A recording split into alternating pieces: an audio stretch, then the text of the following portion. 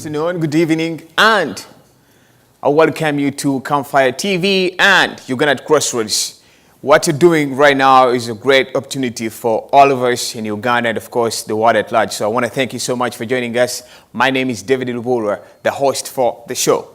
Now, last week, as always, we always look into the major events that happen every week. And in the politics of Uganda, things sometimes do happen the same way. They happen weeks back or months back. Sometimes there are new developments. And this week we saw the rise of People Power again with their unveiling of their spokesperson, who is really great. And of course, we saw President Museveni launching a couple of projects. Question that comes up is, why is it that all projects that the president is launching are being funded by external government? So the most important question there, which I want to leave with you as we're starting the show, why is it that all these projects are sponsored by external factors or external donors and not by the government of Uganda? Most of them that are present, the projects that the president is launching. So among other topics are the things that we're going to be looking into today. Now, we're happy, we are joined by Richard Myombia. He's a political analyst for Africa and global politics. Today, it's a great honor to have one of the greatest guys around, Inaviona. He's also back in the studio, Sarah Joy. Today, Hilary is not with us. He's doing some other official duties, but very soon he'll be coming up. So if you don't see or hear his voice today live, he'll be coming up probably in the weeks from now. He's doing some activities for the network, and we appreciate his works. But for you who's watching us, thank you so much. Now, guys, I always want people to introduce themselves, but let me again do it today. So let me start with Inaviona, then I'll come back to Richard and Myombia, and then to Sarah. Inaviona, how was the week? My week was exciting. Very good news politically back home, which is motivating. It shows that we are making moves in the right direction. There's so much hope. There's so many things to learn from as well. So it's been a good week overall, politically. Oh, that sounds good. So, Sarah, let me come straight to you. I always break the rules that ladies first, so I always break the rules. How was your week? Which is totally unfair. You need to respect women. It has to be. That rule has never been, there is nothing that has ever been done to that rule to make it sound otherwise. So is it no more, right? My week has been amazing. And at the same time, I'm always following up what is happening in Uganda. Yeah. That sounds good. So, Richard, I want to thank you for joining us again, because you are one of the few political analysts we have here, Ugandans in the diaspora. So how was your week starting with that? My name is Richard Myombia, and I'm glad to be here. But this week has been very good to me, because what I've been thinking that should be happening to the ground by Honorable Kyagulanyi is actually moving in the right direction.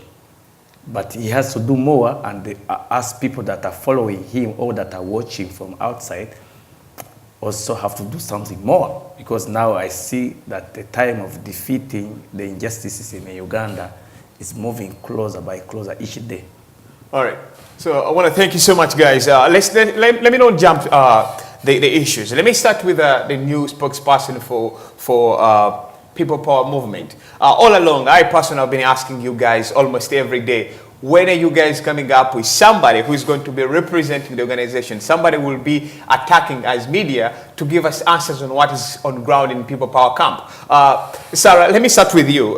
This was like a new development to you guys, and it seems to be a successful move. What came into your minds when the guy was unleashed to the public?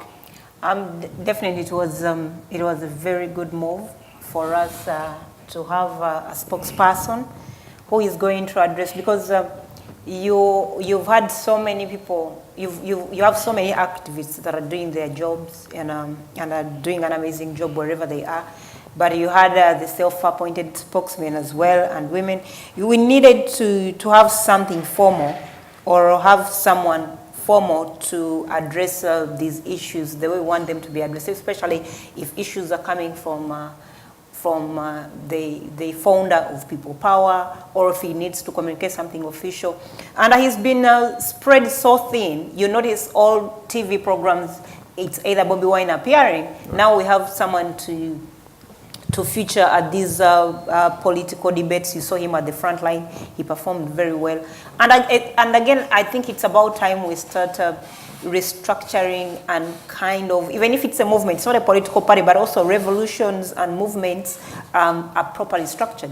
We need to start restructuring and making things look a little bit formal and making them look clean and smart. We see there's a lot going on social media. And I'm sorry, I'm people power, I'm passionate about it, but we've been associated with hooliganism. That has been something that has come with it, and we've had so many. I've seen so much obscenity on social media. There is a difference between wanting change of government and being obscene. Most times as people power activists, we've run away. We've chosen to use very obscene language, right, to address issues, and in the end, all the information gets lost in there, because sometimes obscenity, people get attracted more to obscenity, and if you had a very important point to put across, that's not hard. So it's about time we streamline, and if things are getting organized on the top, even us on this side, we are going now to start understanding that things are getting serious. If you're going to be advocating for people power, obscenity is not the way forward. Because obscenity, since we started this movement, since this movement came up and we started getting serious about it, people have used obscenity, people have used strong words. I think now it's enough for them. Let's get serious, let's talk issues, let's talk points, and we have now someone on the top to air out issues coming from Bobby Wine, the founder of the People Power Movement. Okay. Now, as activists on this side, let's focus more on what do we do to push and address issues like getting on ground. We need to get on ground. We need everyone from every village, from every county, from every district to understand what is people power, people to understand why we totally need change.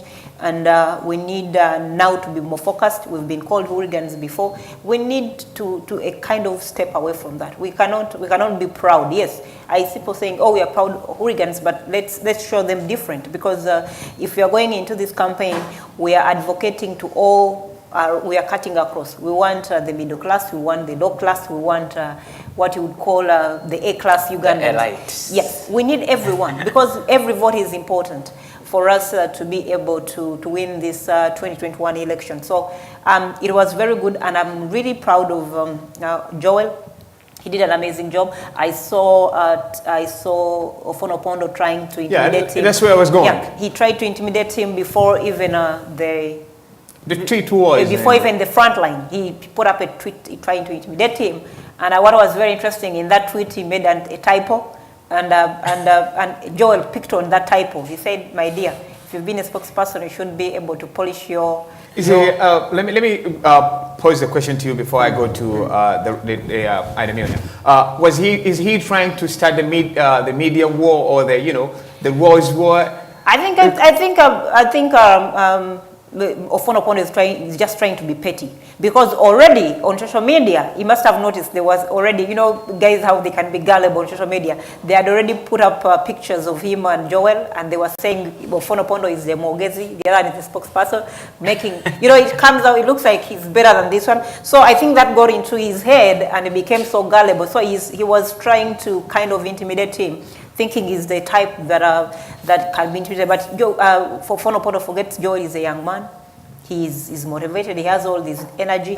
He's not like the types of Ofonopondo. They are tired, but they don't want to retire. So and he performed very well at the front line. Sure. So how many? I want to stay on the same lane.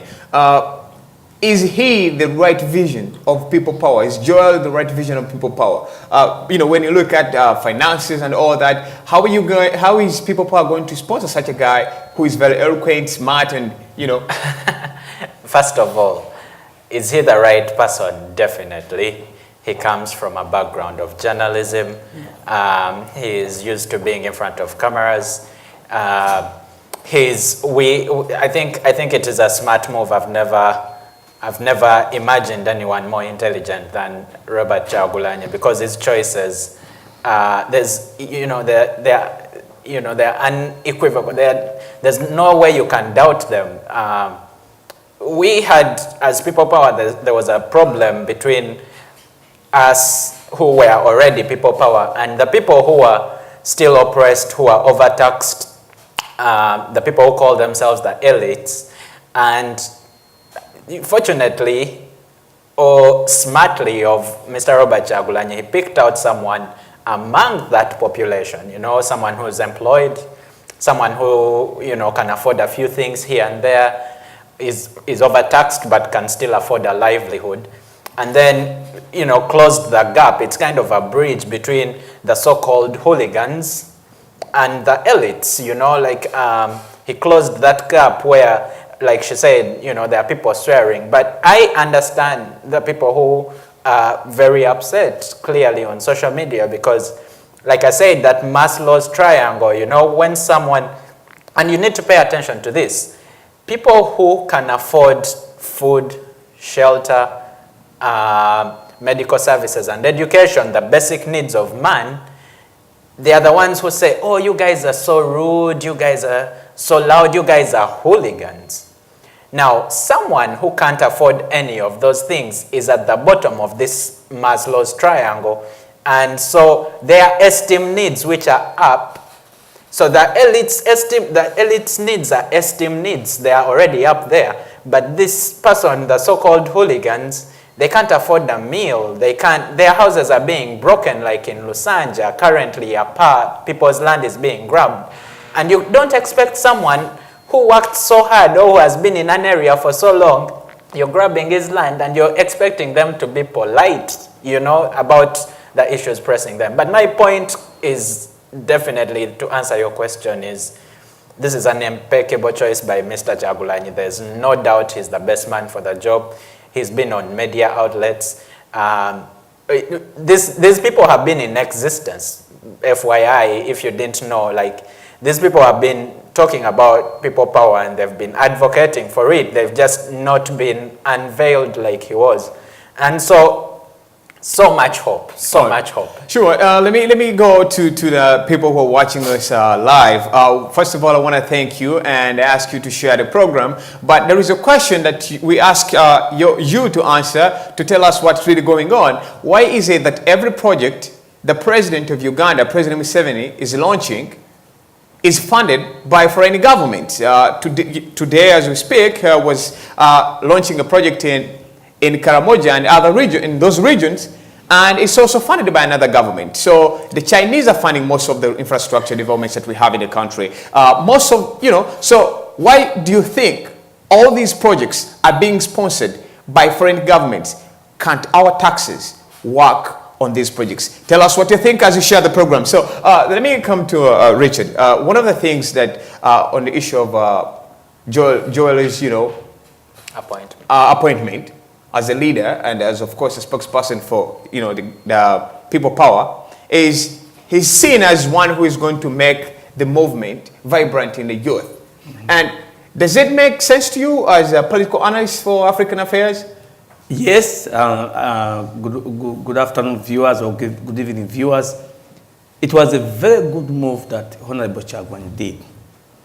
But as a political analyst who tried to see what is going on above and beyond this, this was the first. He has something more to do, even us, that we have to do. For example, if you compare the struggle of Honorable Kyagulanyi, it's the same struggle as Nelson Mandela did in South Africa.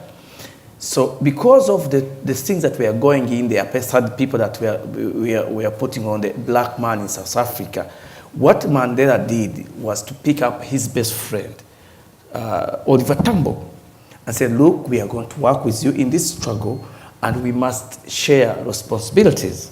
Because the first thing he has done, as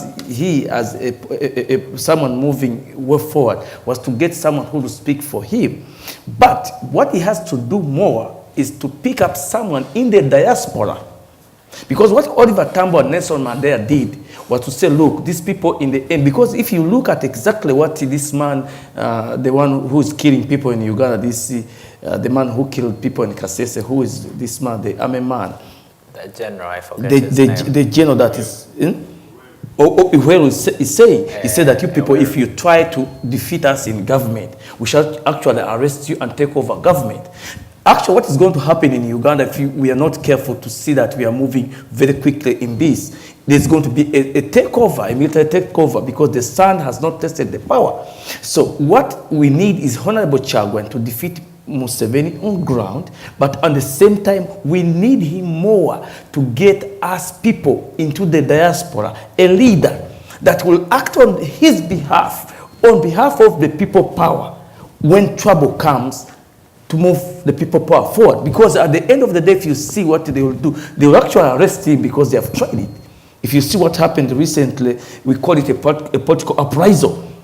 Museveni did arrest Honorable Chagwan and used military force to counter and control the violence that was going on. So I think what he did was very good, to pick up someone to speak for him, but he has to do more into the diaspora, to have someone there, like they did Nelson Mandela and Oliver Tambo, so that the movement does not fail even if trouble comes and they are arrested. All right, thank you. I wanted to add on something sure. on that same issue. Because I was, when Joel was unveiled, I saw so many, as going through different pages on social media to see how people are reacting.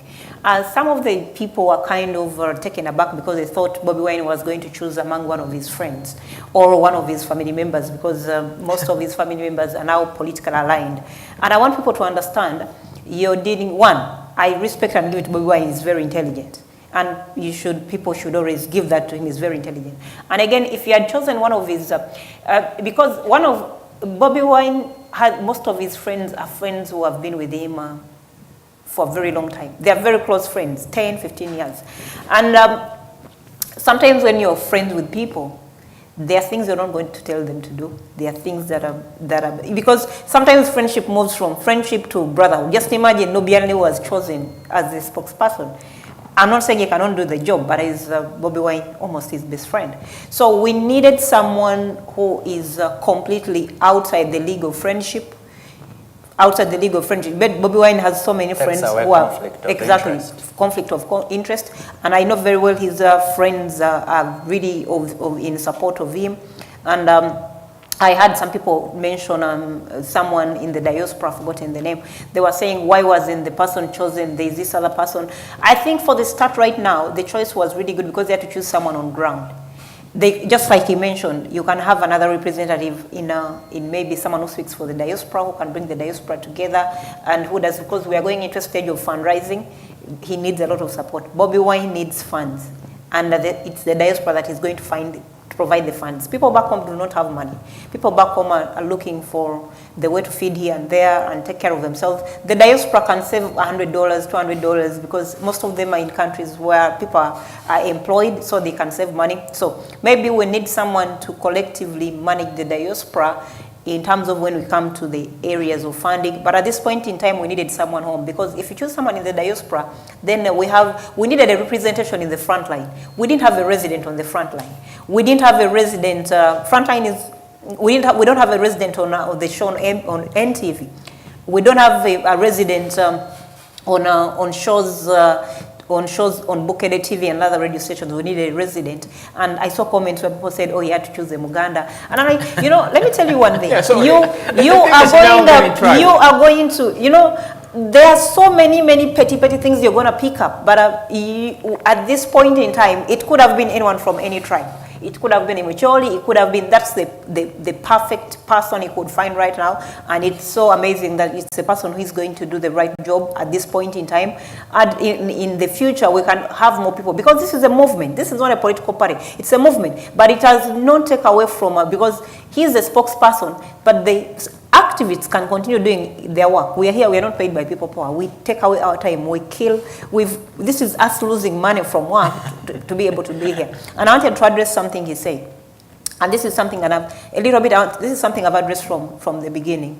I've always said, we can be as bitter and angry as we are for the sitting government, for the things it has denied us, for the things they've taken away from us, for the basic needs they've taken away from us. But that does not make us obscene. What I mentioned is that, with obscenity, when you start up either a sentence or when you go on your Facebook Live or any channel you're using and you start with the obscenity, by the time you come out to air out your points, already it is lost. Already it is lost because people already have taken away either because obscenity it sells more than maybe the points you're gonna do. So by the time you drop in your important points, people may even forget what you said because that's what you started with.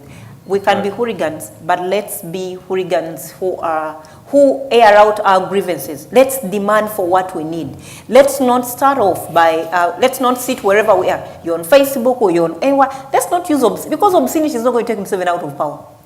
Obscenity is not going to turn people who are in movement to support us, or it is not going to get villages, or it's not going to turn around the whole village to support people power. People need to understand issues. You still have Ugandans who have accepted the fact that the situation is bad. They believe they were born to suffer. How do you convince them that it is time for them to experience a new Uganda where they can have medicine, where they can have better medical services, where they can have schools for their children, where their children can be employed after school? All right, so it is important when we the steps we are taking right now, where we are going right now. Let's clean up. Let's not only clean up by getting a spokesperson, but let's also the activists, because I've seen there are so many activists that are still using obscenity, strong language. And it is not going to turn around Ugandans, and it is not driving the cause any further. Yes, you've used the obscenity for the last 6-7 months. Let's adjust away from it, because every word you've abused it to Museveni and his cabinet. Has he gone away? He's still around. So let's push with real issues right now, and issues that are going to cause about change. All right, so yeah, sure. On that point, last week again, we saw after unveiling Joel, and news came up. FDC, in other words, people power, joins hands with the people's government. Isn't this a sign of success for President Museveni, who predicted that by 2021 there won't be a political party active? Let me start with Richard before we go to Herman. Yeah, that was a few months ago. I was talking to people and I told them the exact thing. And people were saying that Honorable Chagwan is fighting with Besigye. And I told them, you people, you don't know. First of all, Besigye is a political activist. He has a political party. He's funded. He has an organization established. Because if it was not Besigye is my best friend. By telling you, I'm a people power, but Besigye is my best friend. We have been with him for many years.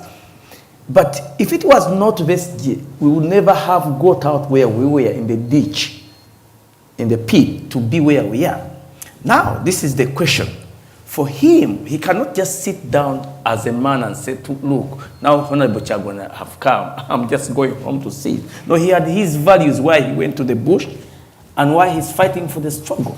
And the second thing, the balances of power, because the political determining factor in this election that it's going to come all the way forward to restore Uganda has to come from the central and in the western.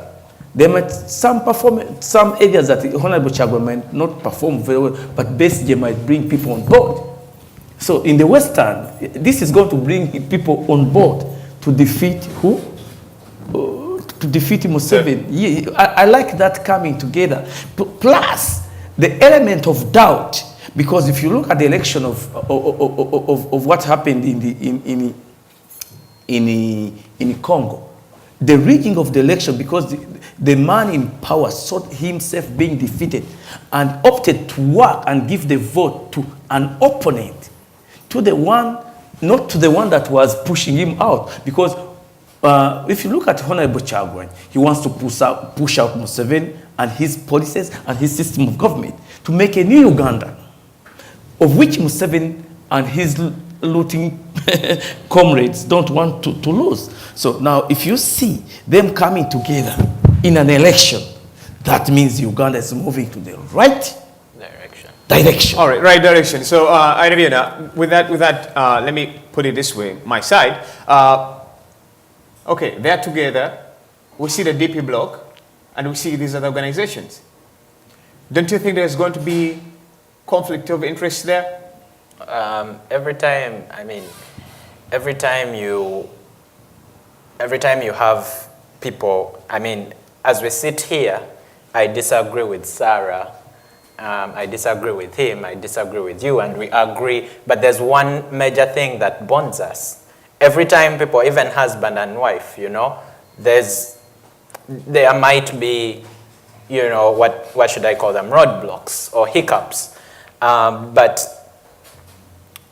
I think it's a very bright light in the darkness that we have been in, because people, you know, even we people power activists have at some point said Besigye is a mole, this one is a mole, this one is a mole, but you went and beating him on CBS. No, I mean, individuals do their acts. Like I said, we could agree on our common problem, but you have hiccups along the way, and you might disagree on the way people handle others, and this one picks on the other. And I think this sort of communication from both parties telling their supporters that, wait, your problem is not each other, your problem is one person. And it's, to me, all these things round up into mobilization effort, you know, like bringing Joel on board, he's an elite, we tap into the elites. Bringing Besigye on board brings FDC people to the opposition to show a united front. And, you know, Museveni must be very worried. I wish he should be worried. Yeah, sure. So I see some kind of success for President Museveni, Sarah, when he mentioned that... In what regard, though? In what regard? He mentioned by 2021, political parties will be no more, and that's what we are seeing. There are now so many alliances, so we no longer recognize FDC, we no longer recognize DP. Oh. We're now looking into blocks. Sarah, No, don't you think it's a successful but game? Uganda doesn't need... for you to enforce and see change come to Uganda, you don't need political parties. You need people who have a common cause coming together to push and achieve it. Because at this point in time, if you have Besigye, you cannot, as much as we can name call Besigye, we cannot take away the fact that Besigye still has, he can pull up a certain percentage on ground, whether you have Kyagulanyi or not. So why do you divide that vote? I think what we've been advocating for all this time is FDC or the People's Government coming together, and if you have the DP bloc coming together, and you have also the People Power coming together, because what we need a bloc vote. The moment you start dividing votes, it's going to be tricky, but if you have a bloc vote, that's the only time you're going to beat out Museveni, with the bloc vote. If people come out and vote in big numbers, you can easily get a 70% or a 30%, and I'm telling you, Museveni will be gone. So these are different parties coming together. One, it is very encouraging and it's very good for the supporters, because even the supporters, because you have people in their respective parties, as much as you have People Power, you have FDC diehards. But when they see that the entire FDC, People Power and the DP bloc are coming together, then Ugandans now need to realize that this is not about political parties, it's not about which party you support, it is more about us kicking out Museveni. Because even if, from the statement you said that Museveni said by 2021 there will be no political parties, look at the functionality of NRM. It is not function. It is a dead political party, but it is still hanging on because one, it gets funds from the state, so they can keep... They have free taxpayers. They have free taxpayers' money. They enjoy free taxpayers' money, that's why they hang on. I was hearing statements from the deputy spokesperson of NRM, that's Trodong. Yeah, Trodong. These are his words. He was on NTV and he said, if we don't, as much as I love NRM, but there is corruption, there is nepotism, he mentioned a number of things, and he said if we do not address these things, and this is going to push us back, and he said I've mentioned the same to the president. So even people in NRM know they've driven this ship has already sunk. Right. And they are trying everything they can to retrieve it, bring it back, but I would like to, down. You asked me a question. Right. I hadn't understood your point, but People Power merging or not merging or agreeing with FDC. People's government. No, they didn't agree with the FDC. They agreed with People's Government, okay, with which is a different branch from FDC. if people come together, it doesn't mean they've disappeared. If they had announced and said, no, we are now proposition and not opposition, you might have a point. But now that they are coming together, it doesn't make sense for you to call it, oh, it has disappeared. No, it is unity to be stronger and fight the enemy with one hand bullet. All right, so we have seen such arrangements before, and the end results, of course, comes up with who is going to be the final man. There are people who believe Dr. Besigye should be the candidate, the presidential candidate to represent all these forces. And then there are people who believe that Bobi Wine should be the candidate to represent these forces. Richard, what comes into your minds? Because this is now going to come after a number of months before elections, and people will be like, now we want somebody coming up. Yeah, automatically people power is going to choose Honorable Chagwe because now he has the mandate to defeat President Museveni. In all the history that I've lived in Uganda, I've never seen for the first time in the history of Uganda like this. Because for the first time, Museveni, he himself agrees that he has been defeated. In whatever angle he comes in, the international community is against him. For the first time, the people on the ground is against him. The current temperature in the country is against him. At every angle he goes to defeat or to cheat, he's going to be defeated. If he cheats the election, there's going to be an uprising and there's going to be sanctions on him. All right.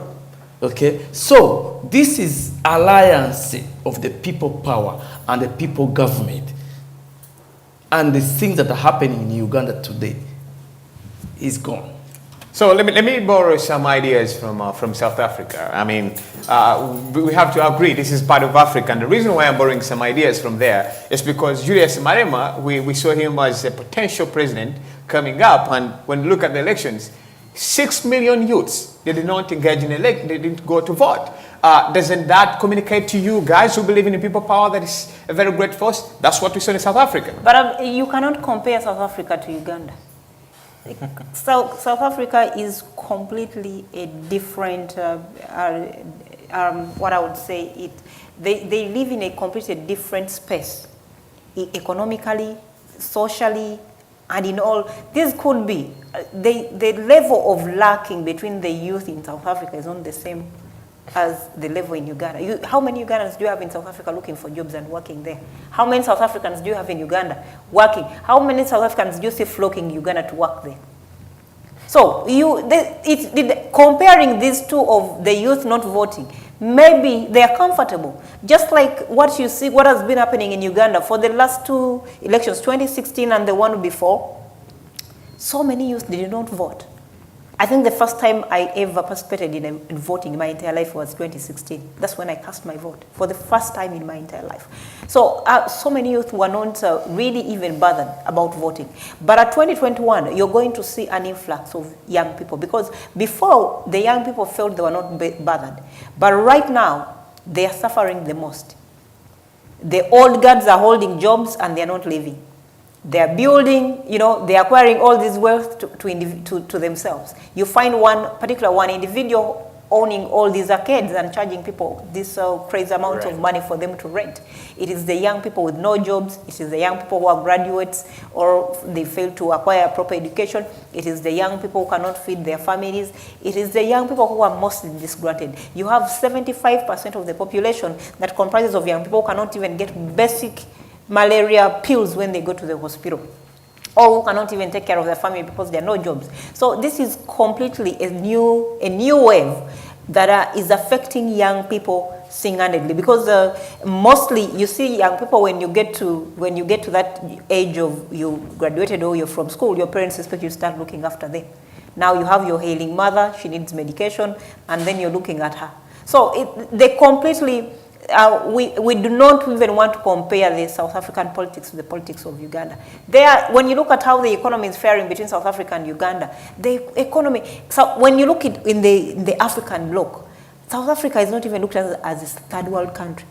It is not. Because economically, basically, economically it is doing better. You see all the investments, you see all Western world investments, most of them run to South Africa. Their economy is far, far better compared to any other country. Yeah, that's where we expected Julius Malema to perform well. What does that communicate to you guys? Maybe Julius, I don't know whether he appealed mainly to the youth. And they didn't come up to vote. Maybe, that's what I'm telling you, because when you have the disgruntlement of young people in South Africa, maybe they've not gotten to that level of Ugandans. Maybe the youth in South Africa are behaving like the same youth in 2016 and then in election prior, where they felt they were not bothered. Because those two elections you had earlier, the young people did not vote. If you do survey of the elections in Uganda, young people were never bothered. They didn't care whether Museveni was president or not. They didn't turn up for voting. Everyone continued with their own, whatever they were doing. But South Africa, I think they've not gotten to that stage where things are as bad as in Uganda, where they feel they need to be involved. That's why they sat home and relaxed. They don't think they are economically doing well. They're not as much as lacking. They get medication. Maybe there is free medication. Maybe there's free, they can get free scholar. They don't have to pay tuition. Maybe there are so many services. Maybe they're getting uncomfortable and they're comfortable. The first time I went to South Africa, I was shocked that this country is in Africa. And I am telling you, South Africa should always give kudos to the whites who, colonized them, I'm telling you, they did an amazing, as much as there was apartheid in South Africa, I'm telling you, as much as there was apartheid in South Africa, they benefited from it. The way South Africa is structured, the way it was built, I'm telling you, it doesn't look like it's in Africa. Completely. It's a country that is wrongly placed in Africa. So they are doing much better. And the youth are not bothered. They are still doing well, especially the nationals. I don't know what benefits they are getting from government that they feel they're not bothered about voting. You cannot compare that situation in Uganda. I have seen people on social media that have addressed that and said, oh, because of South Africa, they did not vote, oh, Malema, blah, blah, blah. No. The situations are completely different. Yeah. You have a biggest percentage. Right now, I was watching on Kakensa Media, and I saw, despite the fact that we are returning dead bodies from these Arab countries, today another lot of young girls were fully dressed going to these countries. So I do not know whether to blame the girls, but I think at the end of the day, I'm going to blame the government, because all these things. Yesterday I was watching the news, and the girl was thrown from a storied building in a home where she was working. One of the boys threw her from the storied building because he didn't want her in the home. I think it is entirely up to government to shut down all these companies that are taking away human labor from Uganda. Because if your daughter is taken away and she comes back, now she's in a wheelchair, how is she going to be productive to Uganda? She has children, she cannot even take care of them. Leave alone that. You have dead bodies now flocking back from these Saudi Arabia countries. Young girls go away negative. They come back with HIV. And in Uganda, you don't even have drugs to take care of them. They cannot even eat properly. So what kind of nation are we going to have in the next 20 years? And when you look at the numbers of young people in these Saudi Arabian countries, it is crazy. So I don't know whether I'm going to blame the girls, but I know how desperation can be. Everyone is praying that their chance is going to be better, or for them things are going to be different. But I'm blaming the government. It should stop all these companies that are taking these girls to these countries. Okay, sure. FYI, those companies are mostly owned by NRM ministers. I know. So, but going back to the point of South Africa, I think I would ask you a few questions if you told me it might turn out the same for Uganda. How many times has Julius Malema been blocked from addressing people? How many times has Julius Malema interacted with the next runner-up in the elections, or like the opposition, just like Robert Kyagulanyi did Besigye? How many times have you had South Africa, like she asked, South Africans flock to Uganda for employment? So no political situations can be identical. So it would be taking things for granted if you say, oh, Uganda is going to be like Sudan. No, Uganda is going to be like Libya. I think that's an informed point of view. Every it's the responsibility of every Ugandan to choose or contribute in a direction that they see fit. Now, NRM lunatics have chosen to sell the country off. They normally use, right? You call them lunatics. But they, I mean, how do you want me to describe someone who shoots someone for nothing? Like, how do you want me to describe someone who pays someone to get more money for elections? Like, I don't have a better word. It is simple. How do you call someone who stands up and says, the state will shoot your children? It is madness. So my point is, don't compare the situations. I mean, we can learn from it. Like I said, I trust Kyagulanyi that he'll make brilliant choices. And also, I trust that the people power activists like myself, Sarah Joy, and other people will do the right things so that we don't end up in that direction. I think it is a lesson, but it is not going to be a replica in Uganda. All right, thank you. So, Richard, yes. Some things that are happening every day, and you've been following the politics of Uganda for quite a number of years. Mm-hmm. Today, Malema Vilizi is petitioning Ugandan government over the age limit thing. Yes. He's asking people to fundraise. Yes. Recently, we saw him being turned down, saying he didn't, the judge said he didn't go through LDC, so he had no credibility to defend his motion. Does it make sense to you? Yeah. Now, look, Malema Vilizi, I was following him on this, one of the social medias. Someone brought him over in Uganda, and I had a chance of listening to him. He said that part of his way that he's contributing to this struggle was to make sure that he defeats legally. Because let me tell you the truth about this Malema Vilizi and because if you actually saw the questions and the answers in the Supreme Court, because for me, I was watching exactly this man, Bat Katolebe. I was looking at him because I know exactly who took him to school, and I know the home in Newton here. I went there. These people were my friends before they passed away a few years ago. And the way they were answering the questions about removing Museveni from power, this Malema Vilizi had put the court and the country to task. Museveni would never have stood if it was not biased judgment. So even in the judgment, Bat Katolebe had to side, at least with Malema Vilizi, was talking out of Museveni out of the age limit thing, and Museveni will never have continued. Now he had been defeated. He said he's going to go to the East African Court of Justice, and he has put petition number 6 there. And he was talking by himself and said, look, this man, I'm going to defeat him because all the grounds and the points of defeating him legally, I have there. He even put out his number. You can give out his number. People who want to support him, all he wants is 100 million Uganda shillings that he's going to use. Sure. So, Sarah, the reason why I brought in that as a breaking news today, we just got information from Malema Vilizi himself. The judicial system in Uganda seems to be working not in favor of those who go there for assistance, but in favor of those who have the power. And this is the reason. I'm not supporting the government. I'm not supporting the people power or the opposition. Neither am I supporting the judicial system or hate it. The thing is, Bobby Wine this week petitioned the management for his show's petition, a case, and they were like, okay, we have issues. And the judge came out to say, you don't have strong evidence. His attorney said, I don't support Bobby Wine to go back into these courts because the process is going to take 6 years. Does it make any sense to you guys when you say things working out like that in the judicial system of Uganda? No, but you've gotten to a point where, when a system fails, everything about it fails.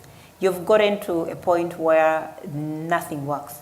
You've seen how Parliament works. Anything goes. When they want to increase their salaries by 40%, they do it overnight.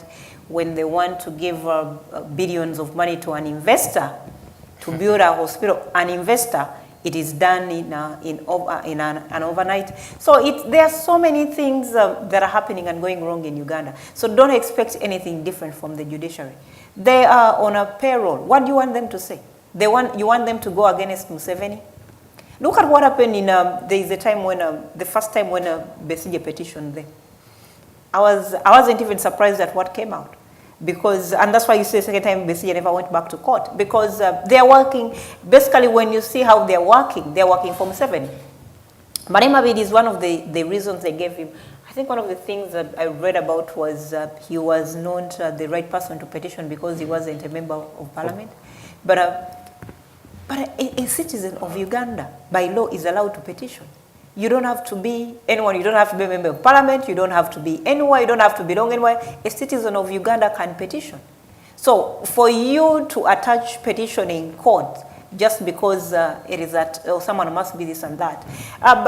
It is really absurd. And I read that statement where they said that I think Bobby Wine had petitioned court because of his shows, and the judge said that there wasn't enough ground to show that his shows were cancelled.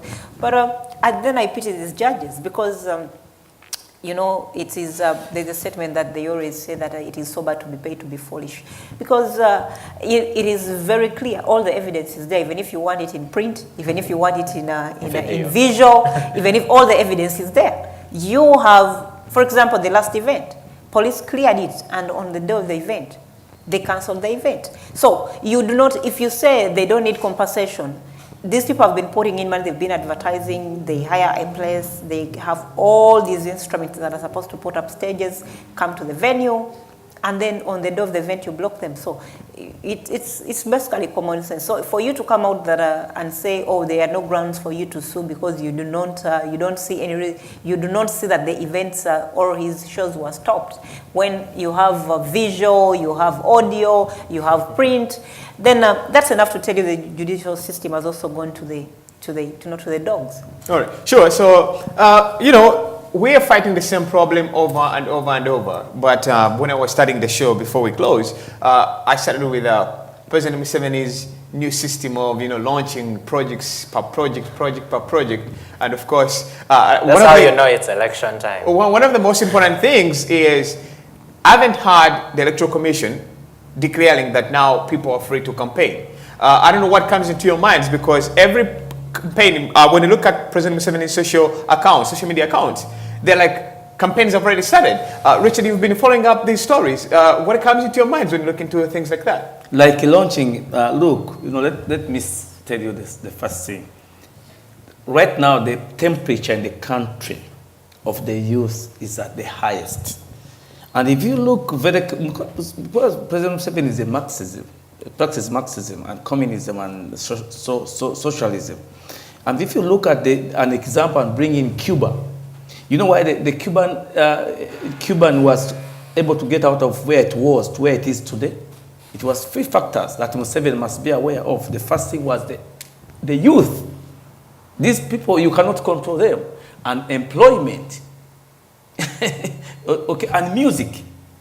These were the 3 factors that brought in the changes because these people were afraid in Cuba that the system was going to go down. So what Museveni is actually afraid of is what is exactly happening in Cuba. That's what he's trying to work out, that he's trying to create jobs. But the thing that hurts me more is to make sure of all what he has done for the country is to give the country away to foreigners.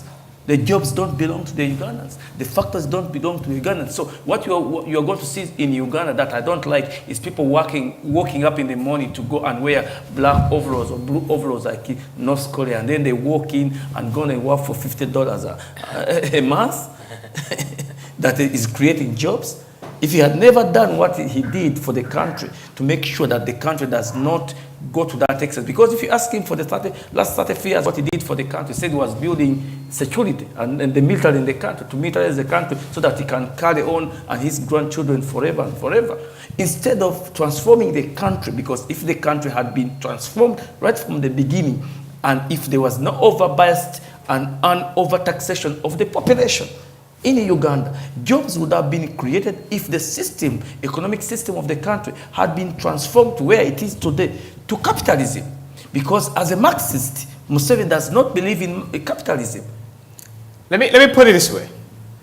I think we have one of the best presidents the world has ever produced. And here's the reason. When you look at today, he was in Koboko. This is a statement that was released. He said, when he was launching the National Backbone Infrastructure Connectivity Project for Western Nile and Karamoja sub-regions, this is what he said. Internet access is important because it comes with lots of opportunities, especially for the young people. For example, business processing outsourcing will become easier in these places, creating jobs for our young professionals like accountants and auditors. So I think the president is really working good for the youth, and he's engaging so much into making these projects come out. Do you disagree with that, Ahmed? First of all, there are very many angles to look at this, but the first one would be, we know that the structures in Uganda are gone. So whatever is established is a waste of government resources until the structures are reinforced. For instance, about judges making decisions, from the courts to the parliament to any government office to the ministries. All these structures are working in favor of Museveni. So if he starts a borehole and it goes away, 2 weeks later, the borehole will be broken and there's no one to repair it. It's a total waste of government funds. But the other thing that Museveni plays into is optics. Like trying to convince the IMF and maybe World Bank to give him more money so that he can run the election. He has to put up these numbers. We've redistributed electricity to over 100 villages in Uganda. The electricity access is increasing. See, we are boosting internet usage while taxing social media. It is sad and painful to watch that. Even people in our villages. That's why we need more education. That people in our villages rally around him, or the few who rally around him, maybe because there's soda that day, or maybe because there's 1,000 shillings, or maybe they were given a ride to the place. But it is so sad to see hard-earned government resources going to waste in things called, what did you call them? Projects? There are so many funds: youth fund, women's fund, farmers fund. The demand has always been the president is not working for the youth. And the president is now trying to distribute internet to the different areas. I know Sarah has something to say about it. That is exactly my point quickly, that there's nothing that is going to work without structures in place. So it is a total waste of money. One of the things the president said, they've worked on the roads in that area of Koboko. So now it's time for internet.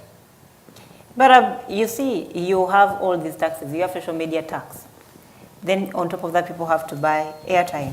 They have to buy data.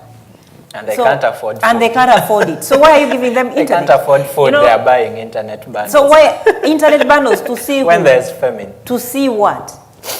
Because, sometimes, and again, one of the things that is being raised here, as most of these projects are launched, but they're funded by foreign government, yeah. So the biggest question we should ask, what does the taxpayers' money do?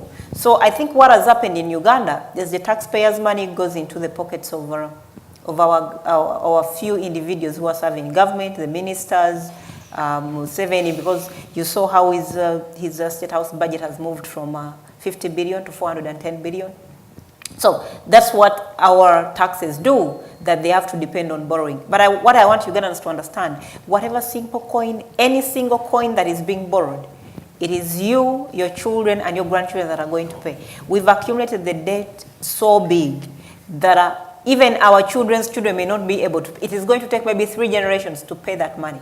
But we're accumulating, and that money being accumulated is being enjoyed by a few individuals who are accumulating wealth individually. They are buying houses, they are driving these Porsche cars, they are taking their kids to study abroad. They are not even bothered.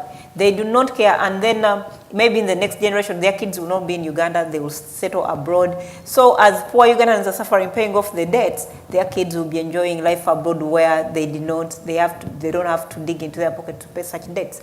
But at the same time, Museveni has over 100 ministers.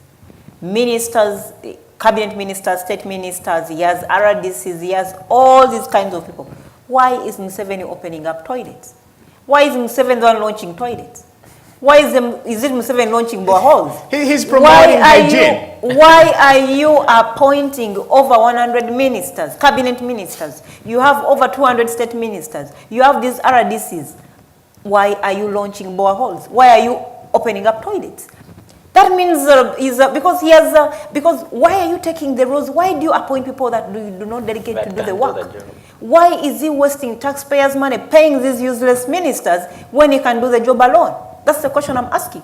You have fired all the ministers because you can do the job yourself. If there is a minister for hygiene and whatever it is, why aren't they the ones launching toilets and boreholes? But you find Museveni, you have a minister of agriculture, but you see him irrigating with bottles, Museveni himself. I'm like, this man is going to be knocked off. He's going to be in one of those gardens opening up a toilet and then he will just faint and die.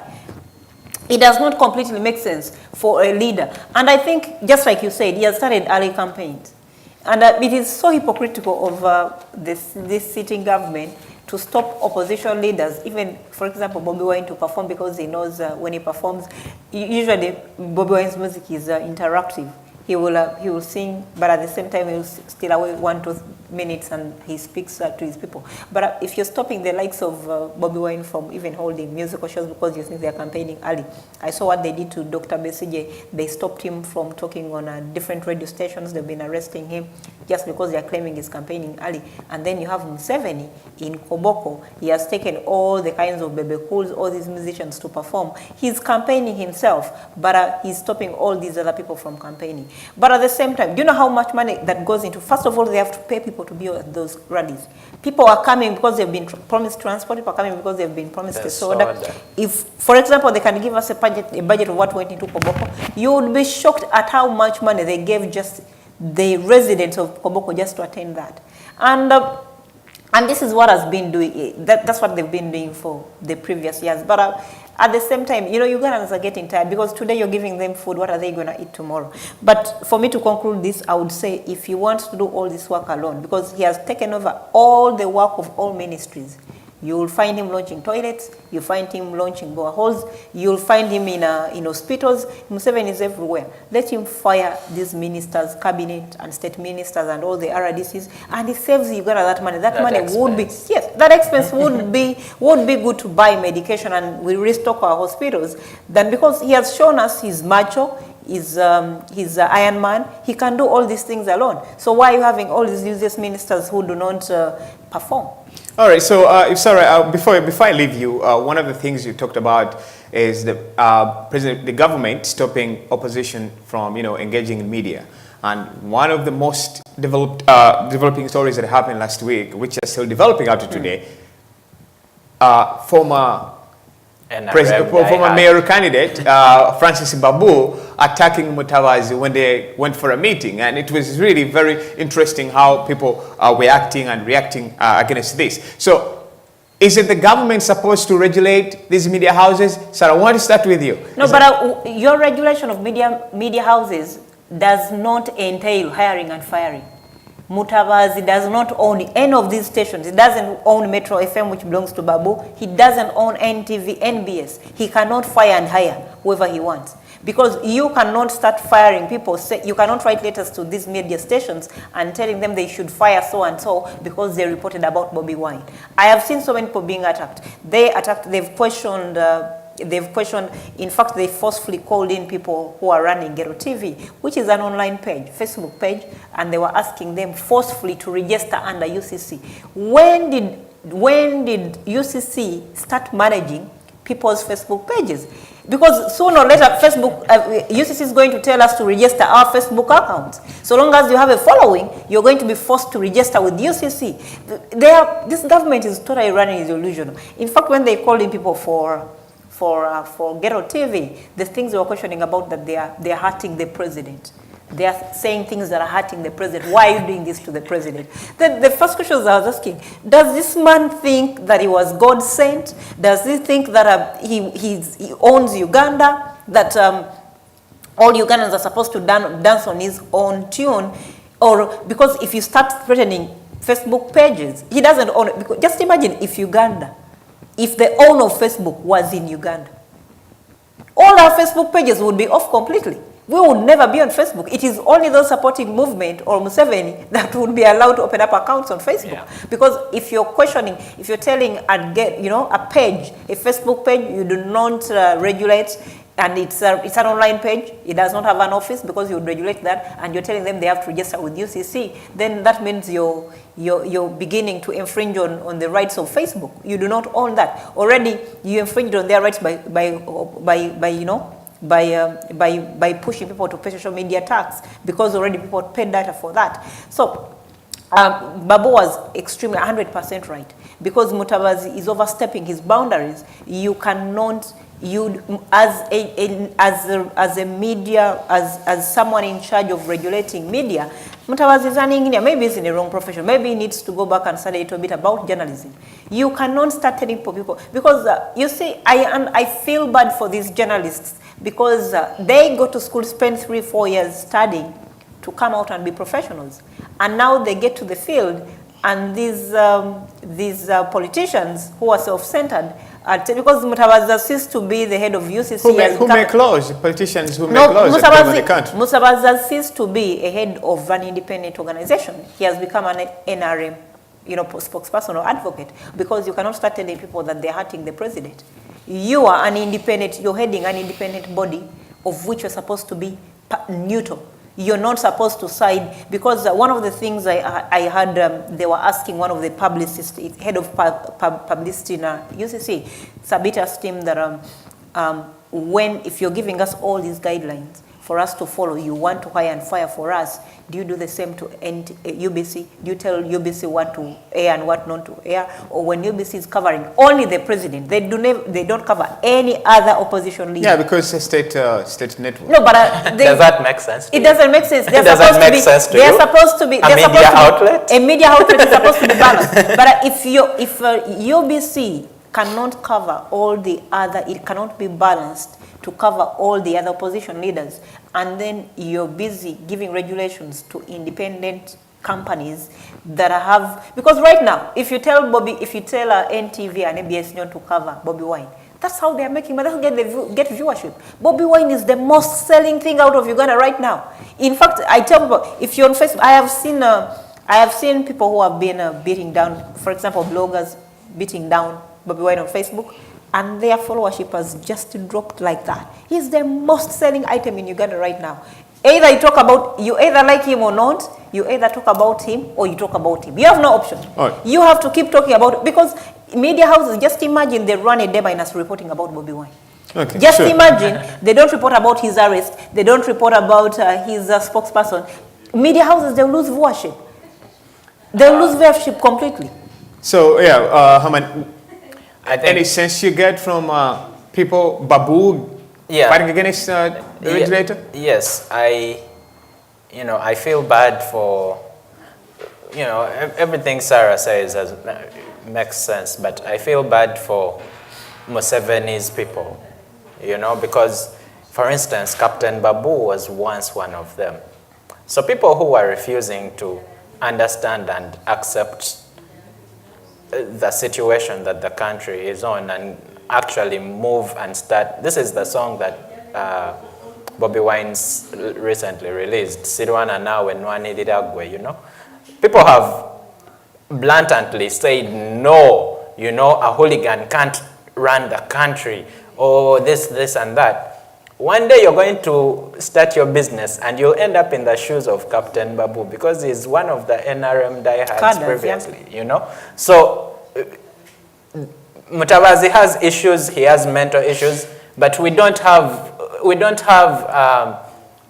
a proper mental health facility in Uganda. So I don't know. It's time for Fonopondo. I'm not insulting, but I am a nurse. I can tell. There are disorders that that you could tell someone has, but I don't want to dig into that. My point is, people who are refusing blatantly because maybe you're making 2 million a month or whatever from the government, you're going to end up in these situations. They're going to knock over your houses, or they are going to kill someone, or they are going to block your business, because they are trying to curtail they're trying to suppress the opposition. and they captured Francis Babu in the mix. Do you understand? So you're going to be, what do they call it, leftovers, or the things that they suppress when unintentionally, collateral damage in this situation. So, all right. So sure.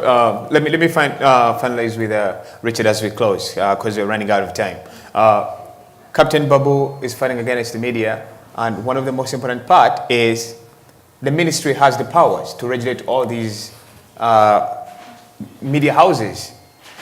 Did it make any sense when? I can even say it in Luganda, a bit in English. Let me tell you, ekintu ekiriwo kakati abatuuliriza ekintu kimaze okuyika kifootoose kakati coverage yonna etunda, it's on Bobi Wine. He has taken the shot from the president. The president is supposed to get, and the president's policies are not selling to the country. And the media has been able, because I've been following the medias very well, because they have been, one of the things that we are telling them that you people, you must not expose the darkness of the country where police is intimidating and the security are beating people live, because the entire world, even as we are watching now, is watching Uganda because of Bobi Wine. So they are seeing him being arrested and being beaten, from his car being vandalized and broken. The whole world is looking, and everyone is calling, and you see what you are doing to the opposition in Uganda. And now the government is saying, this man in Mutabazi, you must go against the media houses, that they should not show the nakedness of the country. That's the whole issue. Yes. That's the whole issue in Uganda today. So Babu was right to say that you people, you have done this, because if you do these things openly and you do it, for example, look at what happened, what has happened. A policeman that vandalized that car, the president has ordered, now is going to be persecuted. Now is off parole with his group. They are going to court. So I think that means President Museveni is working for the people. No. It's because he was exposed to the entire world what is actually happening. And you know who did this? The media. I say, who that man is? Mutabazi. It's your job to make sure that you gang down these people to the ground. Otherwise, we are losing it. That's the whole issue. All right, so let's finish up with this. Guys, 1 minute as you're closing. Now the LDU is taking over police's role and the army. So 1 minute, everyone, as you're closing. Sorry if I know what. LDU is 7 is training thieves, so people have to be on the alert, because you are not going to give someone a gun and pay them 200,000, and they are seeing you having a mobile money shop, and you're closing the day with 2 million and they don't come for you.